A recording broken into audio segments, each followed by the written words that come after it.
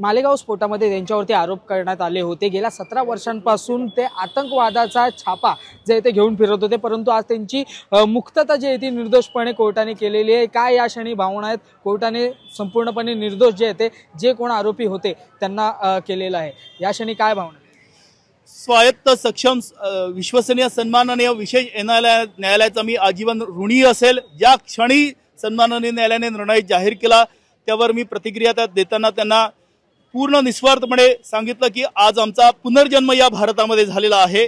पहिल्या दिवसापासून आम्ही पूर्णतः निर्दोष होतो म्हणून वकील केलेला नाही आणि मी भाग्यशाली आहे की मला विश्वास होता या देशाच्या व्यवस्थेवरती, स्वायत्त न्यायपालिकेवरती। त्यामुळे आज आमच्या आयुष्यातला हा एक अविस्मरणीय दिवस आहे। परंतु ज्यांनी अधिकारांचा दुरुपयोग केला, ज्यांनी विश्वासघात केला न्यायपालिकेचा, ज्यांनी क्षुद्र राजकारणासाठी, मुस्लिम तुष्टीकरणाच्या राजकारणासाठी अल्पसंख्याक समाजाचा सुद्धा विश्वासघात केला आणि बहुसंख्यक हिंदू समाजाच्या आधारावरती सत्ताकरण करणाऱ्या काँग्रेसला आज थोडी तरी लाज वाटायला हवी आणि त्यांनी यच्चयावत भारतीयांची, हिंदू समाजाची क्षमा मागणं संयुक्तिक ठरेल।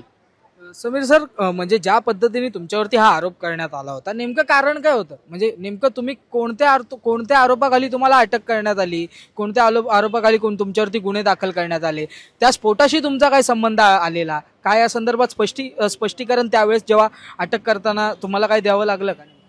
हे वास्तव आहे। आपण स्पेशल एनआय कोर्टाचं रेकॉर्ड जर बघितलं तर या गुन्ह्यामध्ये आज सन्माननीय न्यायालयाने अधोरेखित केलेलं आहे की कोणी आय विटनेस नाहीये, नक्की गाडीवरती बॉम्बस्फोट झाला की नाही झाला हे एटीएसचाच ऑफिसरला 100% त्याला कॉन्फिडन्स नाहीये आणि नाही कोणी रेकी केली तर याबद्दल सुटला कुठलाही पुरावा नाहीये। तर एक हवेतला आमच्यावरती आरोप होता की मध्य प्रदेश मधील जे भोपाळ महानगर आहे त्याच्या मध्यवर्ती प्रभू श्रीराम मंदिर आहे, त्याच्या पहिल्या मजल्यावरती बसून यांनी कॉन्स्पिरसी केली। पण वास्तव असं आहे की त्या मंदिराला पहिला मजलाच नाहीये, तर ही धादांत खोटी केस होती।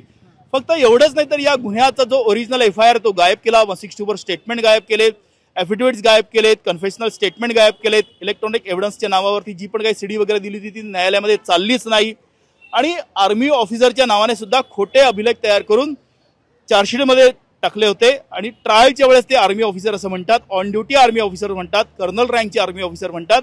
4-4 पानाचं 5-5 पानाचं त्यांचं स्टेटमेंट होतं की आम्ही असं कुठलं स्टेटमेंट दिलंच नाही आणि आज न्यायालयामध्ये पहिल्यांदाच बघतोय। त्यामुळे आम्ही तर सौभाग्यशाली आहोत, पण दिलीप पाटीदार नावाचा एक असा साक्षीदार आहे की ज्याला इंदोरवरून उचलून आणलं, आज तागायत तो परत घरी गेलेला नाहीये।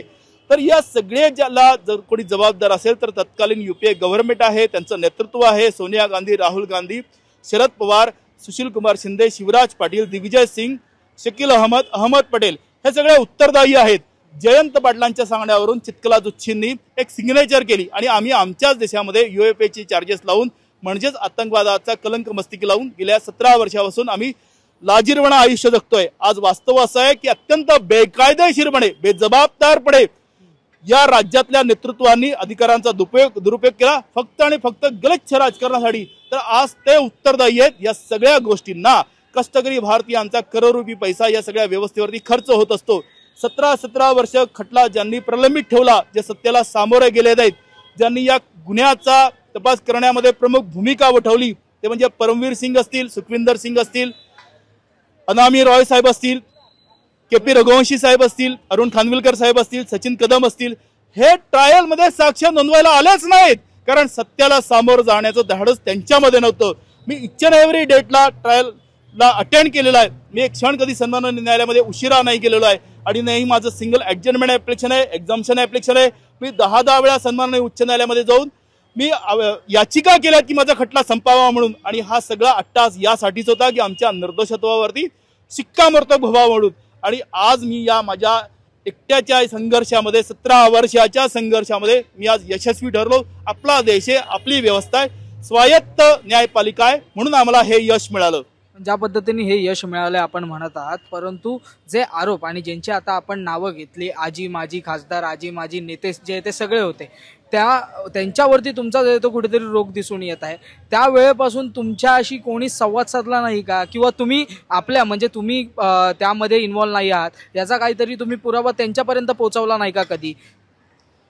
आपल्या देशामध्ये न्याय यंत्रणेमध्ये जेव्हा न्यायालयामध्ये खटला चालतो तेव्हा अभियोजन पक्षाला जे आरोप केलेले असतात आरोपीवरती त्यांना ते सिद्ध करायचे असतात।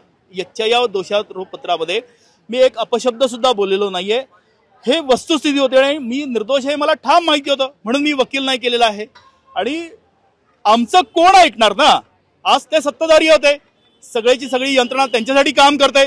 आम्ही सर्वसामान्य भारतीयांना येण्या जाण्याचे पैसे नाही, मुंबईमध्ये निवास व्यवस्था माझी झाली नाही 17 वर्षामध्ये, आणि कुठला सण साजरी केला नाही 17 वर्षामध्ये. माझ्या वृद्ध आईला राहू दिलं नाही, तिचा तर काही संबंध नाही, तिला तर ऐकू पण येत नव्हतं. पण 9 वर्ष ती परागंधासारखी याच देशामध्ये अत्यंत अपमानित जीवन तिने जगलेलं आहे. तर या ज्या सगळ्या गोष्टी आहेत तर आम्हाला मर्यादा होत्या. रोज डे टू डे आमचं ट्रायल चालायचं. आजही राष्ट्रपती भवनामध्ये किंवा सर्वोच्च न्यायालयामध्ये जो पण काही वैधानिक मार्ग असतो भारतीय नागरिकाकडे त्याचा आम्ही पूर्ण त्याचा हे केलेला आहे, उपयोग केलेला आहे. आणि म्हणून हा खटला संपला. मालेगाव विस्फोट 2006 हा खटला अजून सुरू पण नाही झालेला आहे. 17 वर्षापासून आपण वकील केला नाही या संपूर्ण केस. डे 1 पासून माझा या खटल्यामध्ये वकील नाहीये कारण मी निर्दोष होतो म्हणून. ज्या पद्धतीने भगवा आतंकवाद हा कुठेतरी म्हणजे एक सांगितलं जात होतं, आज वाटतं काय यावरचा डाग जो आहे तो पुसला गेले? माझं असं म्हणणं आहे की बहुसंख्यक हिंदू समाजाने काँग्रेसला त्यांची जागा दाखवून दिलेली आहे. 2014 मध्ये सत्तांतर घडलेलं आहे आणि असं परत दुस्साहस काँग्रेस नक्कीच करणार नाही. पण तरी सुद्धा मला यच्चयावत भारतीयांना छोटीशी विनंती करायची आहे की माझ्या नशिबी असं जे काही एक वाईट जगणं आलं, अस्पृश्यासारखं जगणं आलं, हे कुठल्याही प्रामाणिक भारतीयच्या नशिबी येऊ नये म्हणून आजीवन काँग्रेसला मतदान करू नका. जिथे जिथे काँग्रेसचं सरकार आहे त्याचा पाडाव करा, जेणेकरून आम्हा बहुसंख्यक हिंदूंचा जो काही धर्म आहे, जे काही धर्म प्रतीक आहे, त्याला बदनाम करण्याचा दुस्साहस कोणीही करणार नाही. समीरजी, ज्या पद्धतीने हे आरोप करण्यात आले होते, आज निर्दोष मुक्तता झाली आहे, परंतु गेल्या अनेक वर्षांपासून काय अडचणींना सामोरं जावं लागलं? म्हणजे कुटुंब तुमच्यासोबत राहिलं का? तुमचं कुटुंब तुमच्यासोबत राहतंय का? किंवा तुम्ही त्यानंतर एकटे पडलात किंवा काय अशा काय गोष्टी घडल्या का?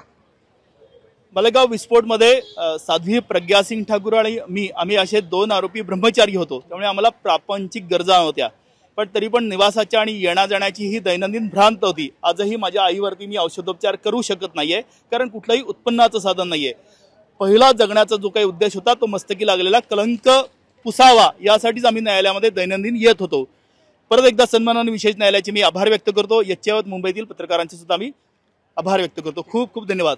नक्कीच आपल्यासोबत समीर कुलकर्णी होते, ज्यांच्यावरती मालेगाव बॉम्बस्फोट प्रकरणी जे ते गेल्या 17 वर्षांपासून आरोप जो आहे तो सुरू होता आणि आज तो आरोप कुठेतरी जो आहे तो न्यायालयाकडून फेटाळण्यात आला आहे. त्यांची निर्दोषपणे मुक्तता जी आहे ती करण्यात आलेली आहे.